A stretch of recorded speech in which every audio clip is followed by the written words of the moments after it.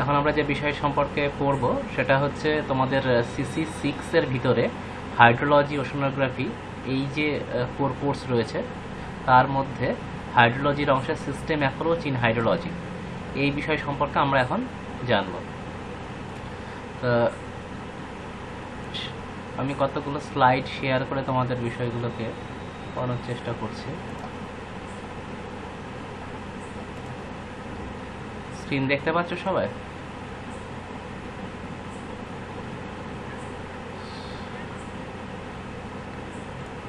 স্ক্রিনে কোনটা দেখতে পাচ্ছ? এইটা দেখতে পাচ্ছ যেটা এখানে, এইটা এটা তো এখানে আমার এখানে শো করছে না। এক সেকেন্ড, হ্যাঁ এবার ঠিক আছে।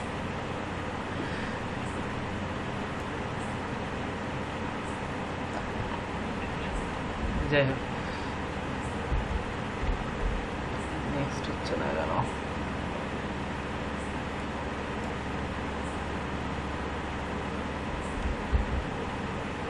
তোমরা কি নেক্সট স্লাইড দেখতে পাচ্ছ?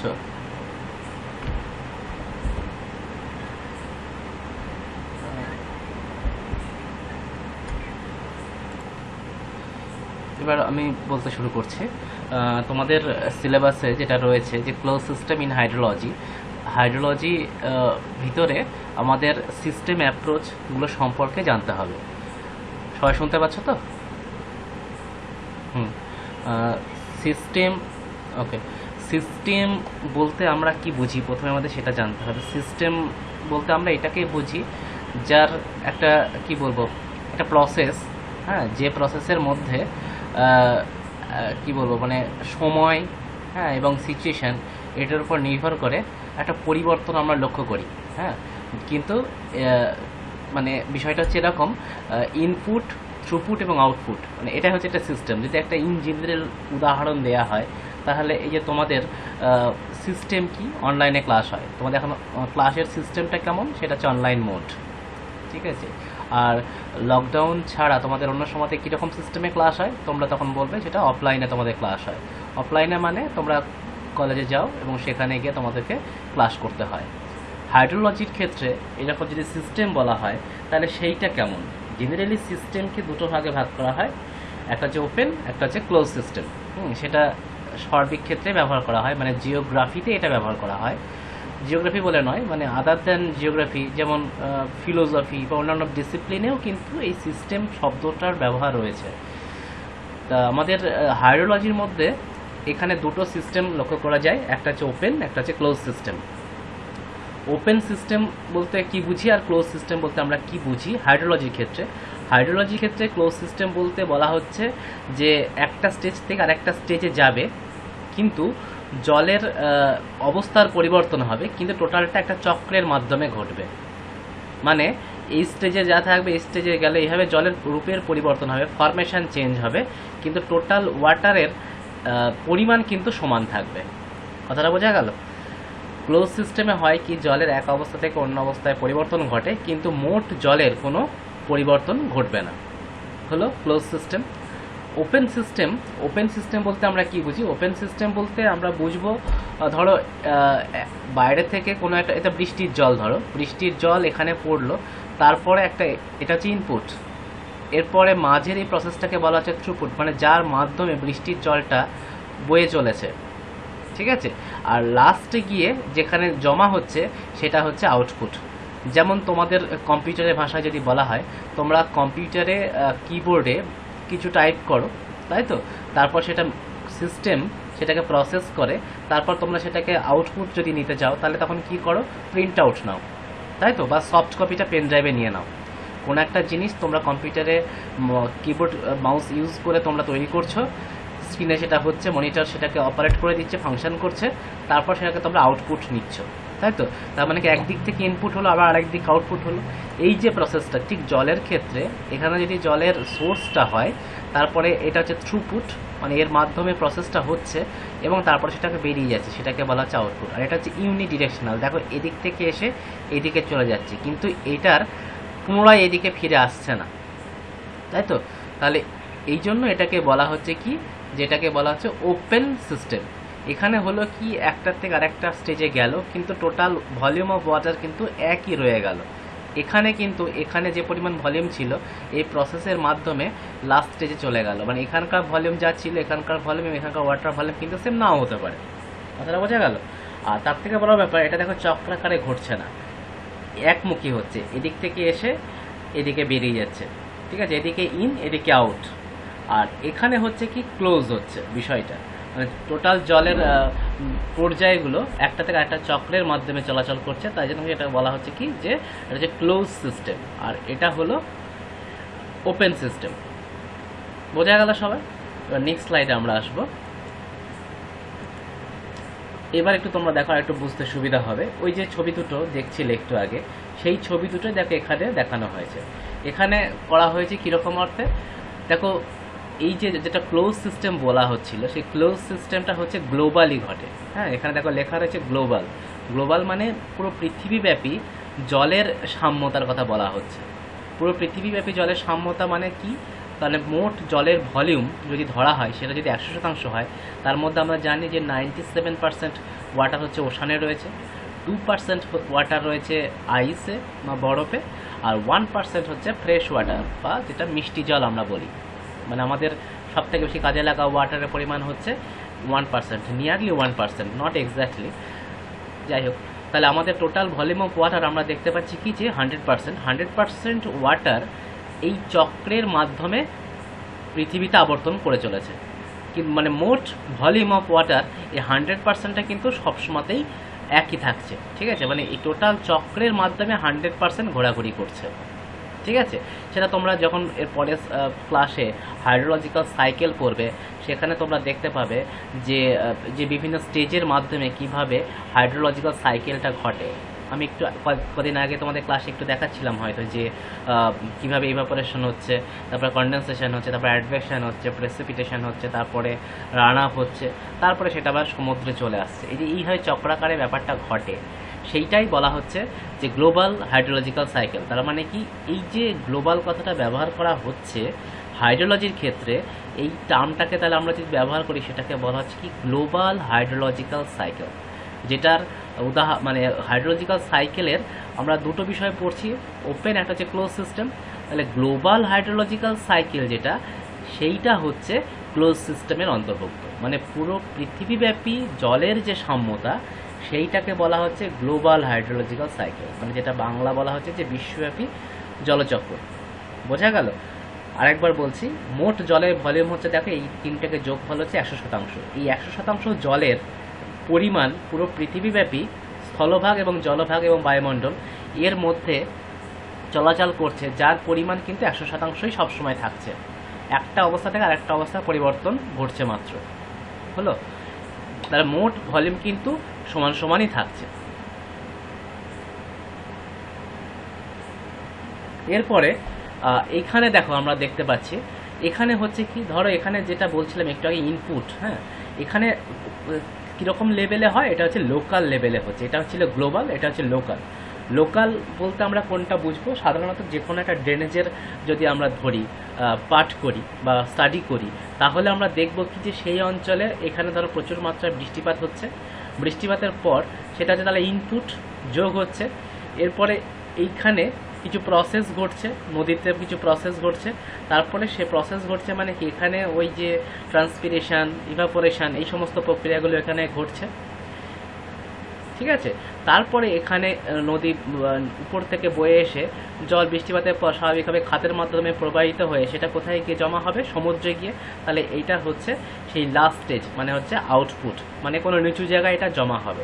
সেটা আমরা ধরে নিতে পারি লোকাল লেভেলে কোনো ড্যামে হতে পারে, মানে বৃষ্টিপাতের জল এখানে পড়লো, তারপর এখানে বিভিন্ন প্রসেস হলো, মানে এখান থেকে ইভাপোরেশন হলো বা ট্রান্সপিরেশন হলো, এবং লাস্ট স্টেজে জল বয়ে গিয়ে কোনো ড্যামে বা লেকে গিয়ে সঞ্চয় হলো। এইটাকে বলা হচ্ছে কি লোকাল লেভেলে সিস্টেম, যেটাকে আমরা বলছি কি এটা তাহলে কি সিস্টেমের অন্তর্ভুক্ত, এটা হচ্ছে ওপেন সিস্টেম। এখানে হওয়া উচিত ছিল কি এই সাইকেলটার মতন যদি হতো তাহলে সেটাকে আমরা বলতাম ক্লোজ সিস্টেম, কিন্তু এখানে তা হলো না।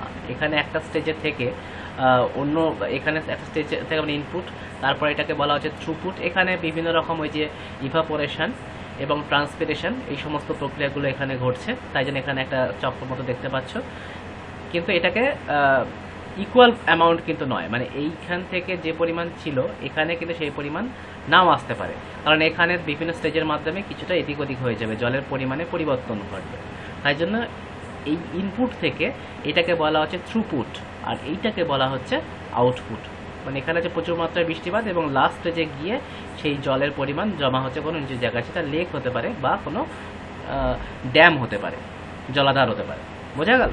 তাহলে এটা হচ্ছে লোকাল সিস্টেম, এটাকে বলা হচ্ছে গ্লোবাল সিস্টেম। তাহলে ওপেন সিস্টেম, ক্লোজ সিস্টেমের যদি বলা হয় দুটো হাইড্রোলজির ক্ষেত্রে দুটো উদাহরণ দাও, তাহলে এটার উদাহরণ হচ্ছে গ্লোবাল হাইড্রোলজিক্যাল সাইকেল, আর এইটার উদাহরণ হচ্ছে ড্রেনেজ বেসিন হাইড্রোলজিক্যাল সাইকেল। আশা করি সবার পরিষ্কার হয়েছে। পরের স্লাইডে আসছি। এখানে দেখো তোমাদের ওই যে ক্লোজ সিস্টেম সেইটা সম্পর্কে এখানে একটু আইডিয়া দেওয়া হয়েছে যে কিভাবে ব্যাপারটা ঘটে।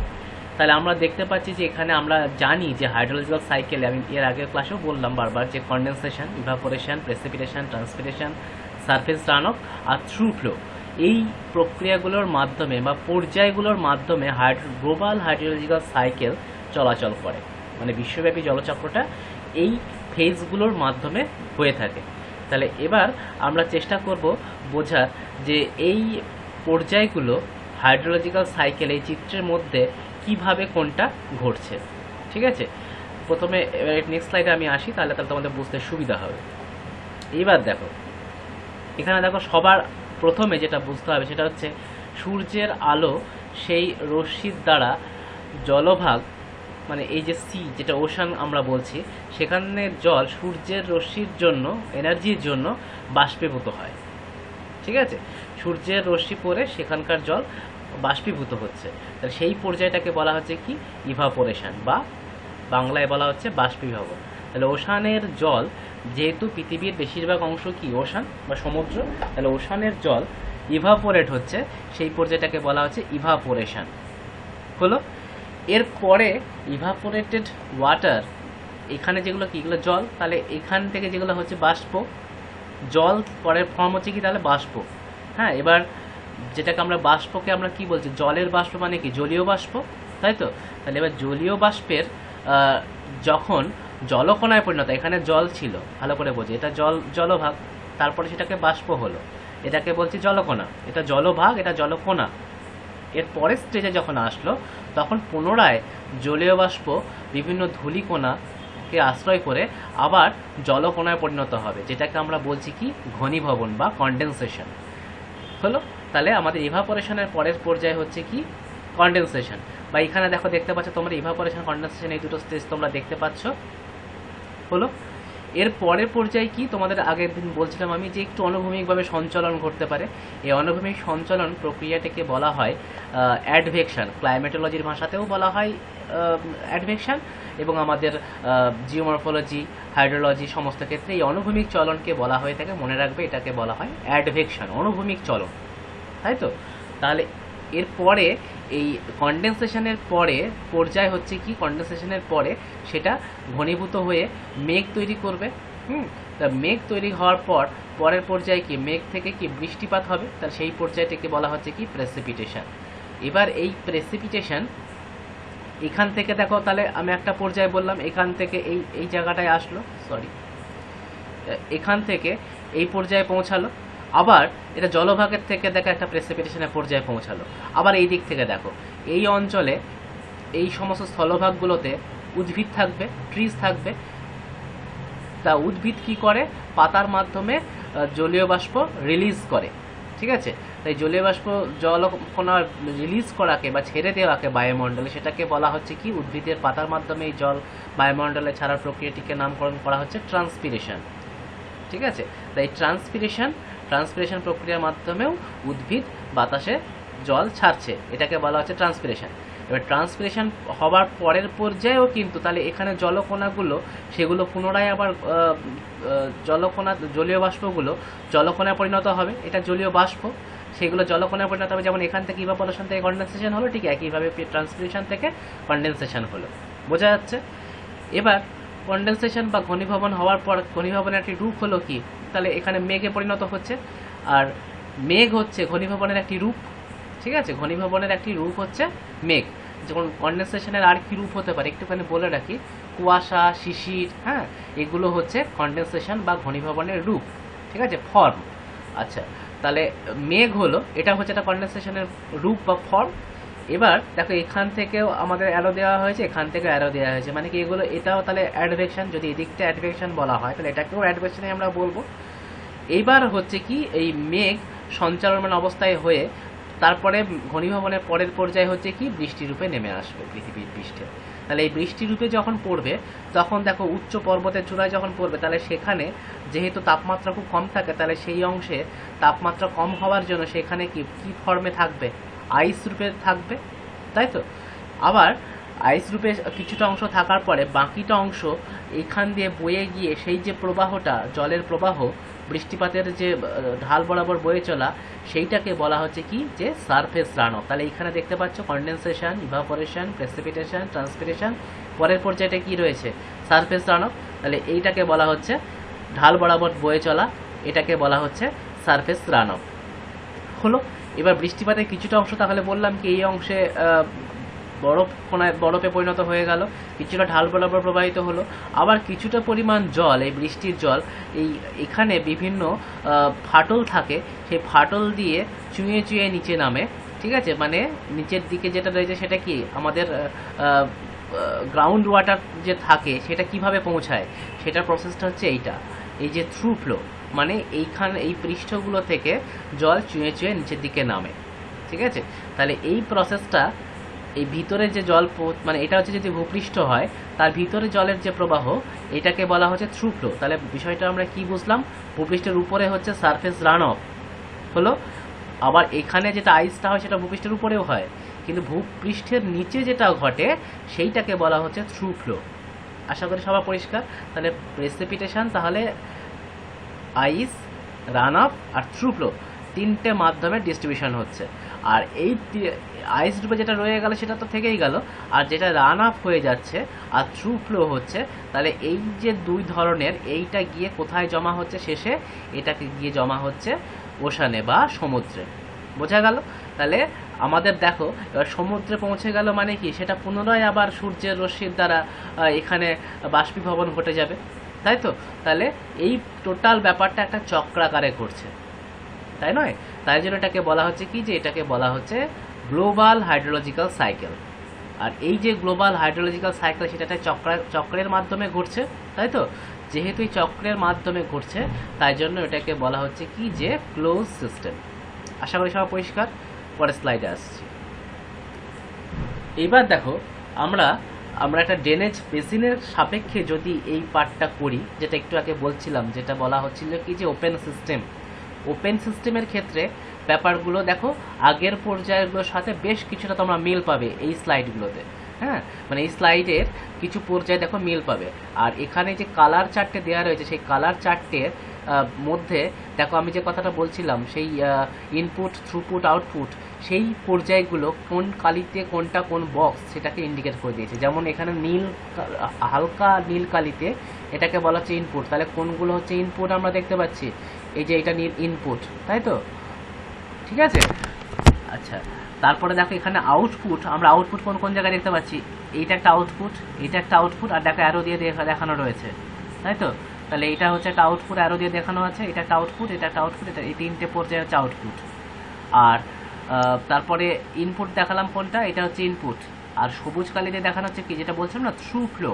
তাহলে যে ফ্লো, সেই ব্যাপারটা কোন কোন জায়গা দিয়ে হচ্ছে, এই দেখো এখানে একটা স্টেজ আছে, এখানে একটা স্টেজ আছে, এখানে একটা, এখানে একটা, এখানে একটা। তাহলে 1 2 3 4 5 এই তিনটে জায়গায় রয়েছে। আর কি, স্টোর, জল যদি কোনো জায়গাতে স্টোর হয়, সেই স্টোরের পর্যায়টা কোনটা, এই স্টেজটা কোনটা, এটা হচ্ছে দেখো ঘন নীল কালি দিয়ে আঁকা হচ্ছে এইটা, তাই তো। তাহলে আবার এখানেও দেখো কিছুটা পরিমাণ আঁকা আছে আর কি ওই রকম পর্যায়ে, বা এখানেও দেখো কিছুটা লেখা আঁকা আছে। তাহলে আমরা দেখতে পাচ্ছি কি 1 2 3। এইবার এই কোন কোন জায়গায় কি কি মোডে ইনপুট, থ্রুপুট এবং আউটপুট হচ্ছে, সেইটা আমরা পরের স্লাইডে আমরা দেখব। তাহলে এখানে আমরা একটা ড্রেনেজের সাপেক্ষে, যেটা আমরা ওপেন সিস্টেমের কথা বলছি, কিভাবে এই ওপেন সিস্টেমটা সংগঠিত হয় সেইটা আমরা এই স্লাইডে দেখতে পাচ্ছি। পরের স্লাইডটাতে আমরা দেখার চেষ্টা করব যে এই পর্যায়গুলোর নামগুলো কি কি, তাই তো। এবার তাহলে আমরা পরের স্লাইডে আসছি। এবার দেখো আমরা প্রথমে আউটপুট স্টেজে আসি। আউটপুট স্টেজে যদি আমরা বলে থাকি তাহলে আমরা গ্লোবাল হাইড্রোলজিক্যাল সাইকেলের সাপেক্ষে দেখতে পেলাম কি যে লাস্টে ছিল ওশান, তাই তো। কিন্তু লোকাল লেভেলে আমরা সেটাকে ধরছি কি যে এখানকার জল এসে কোথায় পড়বে, নদীতে পড়বে, তাই তো। তাহলে সেটাকে আমরা বলছি রিভার। তাহলে এবার এইটা হচ্ছে একটা আউটপুট, মানে এখানকার বৃষ্টির জল এসে এখানে আসলো, রিভার রূপে থাকলো। আর কি হতে পারে আউটপুট, এখানকার জল বাষ্পীভবন হয়ে এখানে বায়ুমণ্ডলে জমা হচ্ছে, তাহলে সেটাকে বলা হচ্ছে কি ইভাপোরেশন, এটাও একটা আউটপুট পর্যায়ের ফেজ। আর কি হতে পারে, যে ট্রি রিলিজ করছে সেটা হচ্ছে কি ট্রান্সপিরেশন। আর টোটাল এই জায়গাগুলোতে এই দুটো পর্যায় ইভাপোরেশন আর ট্রান্সপিরেশনের ক্ষেত্রে রোল প্লে করেছে কে, সূর্য, তাই তো। আর এই জায়গাগুলো থেকে যেটাকে আমরা পরের স্লাইডগুলোতে দেখবে, যে একটু আগে বললামও যে থ্রু ফ্লো, তাই তো, রান অফ, সেগুলোর মাধ্যমে এই যে জল বয়ে গিয়ে জমা হয় সেটা নিচু জায়গায়, সেটাকে বলছে লোকাল লেভেলে রিভার, তাই তো। তাহলে এইটার থেকে হচ্ছে, তাহলে এই তিনটে পর্যায় হচ্ছে আমাদের আউটপুট পর্যায়, তাই তো। এবার আমরা পরের স্লাইডটায় যাই। তাহলে আমরা এই আউটপুট স্টেজটা জানতে পারলাম, পরের স্টেজটায় আসছি। এইবার দেখো তাহলে আউটপুট পর্যায়টা আমরা পেয়ে গেলাম। এবার আমরা আসবো ইনপুট স্টেজগুলোতে। ইনপুট কি কি জায়গা থেকে হচ্ছে, ইনপুট হচ্ছে প্রেসিপিটেশনের পর্যায়টা হচ্ছে আমাদের একমাত্র ইনপুটের জায়গা, ঠিক আছে। মানে বৃষ্টিপাত রূপে বৃষ্টি যে আসছে তার ফলেই তো এই জল ডিস্ট্রিবিউট হচ্ছে বা সারফেস রান অফ হচ্ছে বা থ্রু ফ্লো হচ্ছে, টোটাল ব্যাপারটা ঘটছে কেন, সেটা হচ্ছে প্রেসিপিটেশন। তার মানে দেখো এখানে আউটপুটের ক্ষেত্রে এইখানে সূর্যটা গুরুত্বপূর্ণ ভূমিকা প্লে করছে, আর এখানে প্রেসিপিটেশন হচ্ছে একমাত্র সোর্স ইনপুটের ক্ষেত্রে। প্রথমে স্লাইডে আমি দেখিয়েছিলাম যে স্থানীয় স্তরে বৃষ্টিপাতের ফলে, প্রেসিপিটেশনের ফলেই টোটাল ব্যাপারটা সংগঠিত হচ্ছে। এবার যে থ্রু ফ্লো কথাটা বলছিলাম, থ্রু ফ্লোটাকে আমরা এখানে বলছি কি মুভ বা ফ্লো। এবার এই পর্যায়ের ভিতরে কোনগুলো আসছে, প্রেসিপিটেশন হওয়ার পরে সেটা কিভাবে কি হচ্ছে, ইনফিল্ট্রেশন। এইটা নতুন জানলে তোমরা। ইনফিল্ট্রেশন হচ্ছে কি, এই যে একটু আগে বলছিলাম এই জায়গাগুলোতে যে জল পড়ছে সেগুলো চুঁয়ে চুঁয়ে নিচে নামছে, ঠিক আছে। চুঁয়ে চুঁয়ে নিচে নামাকে, ভূগর্ভে নামাকে, সেটাকে বলা হচ্ছে কি, এটা হচ্ছে মৃত্তিকার স্তর, তাই তো। এই মৃত্তিকার স্তরের মধ্যে দিয়ে নিচে নামাটাকে বলা হচ্ছে কি ইনফিল্ট্রেশন। আর ইনফিল্ট্রেশন রেট যখন ভীষণ কম হয়ে যায়, অত্যাধিক কম হয়ে যায়, তখন সেটাকে বলা হয় পার্কোলেশন, PERCOLATION, মনে রাখবে। ইনফিল্ট্রেশন একটু দ্রুত গতিতে ঘটে, ঠিক আছে, কারণ এটা দেখো বৃষ্টির জল এখানে যত বেশি মাত্রায় থাকবে তত ইনফিল্ট্রেশন রেটটা তার মানে বাড়বে। বৃষ্টিপাত যত জোরে হবে এবং এই জায়গার যদি মাটি নরম হয়, তাই তো, বা যদি তাই সিমেন্টিং টাইপের মাটির স্ট্রাকচার না হয়, তাহলে ইনফিল্ট্রেশন রেটটা বেশি হবে, ঠিক আছে। যদি মানে প্রবেশ্য ছিদ্রযুক্ত যদি মাটি হয় আর কি, ঠিক আছে, প্রবেশ্য মাটি যদি হয় তাহলে সেটা ইনফিল্ট্রেশন রেটটা বাড়িয়ে দেবে। ঠিক একইভাবে মাটির মধ্যে থাকে হচ্ছে একাধিক হোরাইজন, এক একটা স্তর থাকে, সেটাকে বলা হয় কি মাটির ক্ষেত্রে হোরাইজন। সয়েল প্রোফাইলে থাকে যে এক একটা স্তর, সেগুলোকে বলা হয় সয়েল হোরাইজন, মনে রাখবে। তাহলে আমাদের ইনফিল্ট্রেশন প্রবেশ্য মাটির ক্ষেত্রে ইনফিল্ট্রেশন রেটটা বেশি হচ্ছে, এবং এইগুলো হচ্ছে একটা যদি স্তর ধরা হয় তাহলে নিচের দিকে গেলে গতিটা কমে যায়, এটাকে বলা হচ্ছে পার্কোলেশন, তাই তো। তাহলে আমরা পেলাম কি, ইনফিল্ট্রেশন হচ্ছে একটা ফ্লো, পার্কোলেশন এটা একটা ফ্লো। এবার এই যে এখানে আসছে সেটা আবার ঢাল বরাবর গর্ভে নিচের দিকে যে নেমে যাচ্ছে সেটাকে বলা হচ্ছে কি থ্রু ফ্লো, ঠিক আছে। তাহলে এটাও হচ্ছে একটা ফ্লো বা মুভমেন্ট। তাহলে 1 2 3। আবার ভৌমজল পার্কোলেশন একদম নিচে যেটা জমা হয় সেটাকে, যেটা পার্মানেন্ট ওয়াটার, সেটাকে বলা হচ্ছে কি গ্রাউন্ড ওয়াটার, যে জলটা আমরা পান করি। তাহলে সেই পার্কোলেশনের মাধ্যমে তাহলে সেটার সৃষ্টি হয়। তাহলে এবার এই পার্কোলেশন পর্যায়ের মাধ্যমে গ্রাউন্ড ওয়াটার হচ্ছে, গ্রাউন্ড ওয়াটার ও ভূমির ঢাল বরাবর একটা ঢাল তৈরি হয়, সেই ঢালের ফলে যে জমা হয় সেটাকে বলা হচ্ছে, এখানে দেখো সেই স্টেজটা হচ্ছে গ্রাউন্ড ওয়াটার, তাই তো। তাহলে আমাদের infiltration, surface run of, through flow, ground water flow, ঠিক আছে। তাহলে এবং পার্কুলেশন, তাহলে 1 2 3 4 5 এই 5টা স্টেজে হচ্ছে আমাদের ফ্লো ঘটে। বোঝা গেল? ফ্লো ঘটে বা মুভমেন্ট ঘটে। এবার আমরা আরেকটা স্টেজ, তাহলে আমরা আউটপুটের জায়গাগুলো ছিল এরকম, ইনপুটের জায়গাগুলো হচ্ছে দেখো প্রেসিপিটেশন, মেজর এবং মাইনর যাই বলো এখন, এটাই ইউনিক একমাত্র সোর্স প্রেসিপিটেশন ইনপুটের। আর মুভমেন্টের ক্ষেত্রে আমরা 5টা স্টেজ পেলাম, সবুজ কালিতে তোমরা দেখতে পাচ্ছ। আর যেটা ঘটে সেটা হচ্ছে স্টোর হয়। এবার স্টোর কোন কোন জায়গাতে বৃষ্টির জল হতে পারে?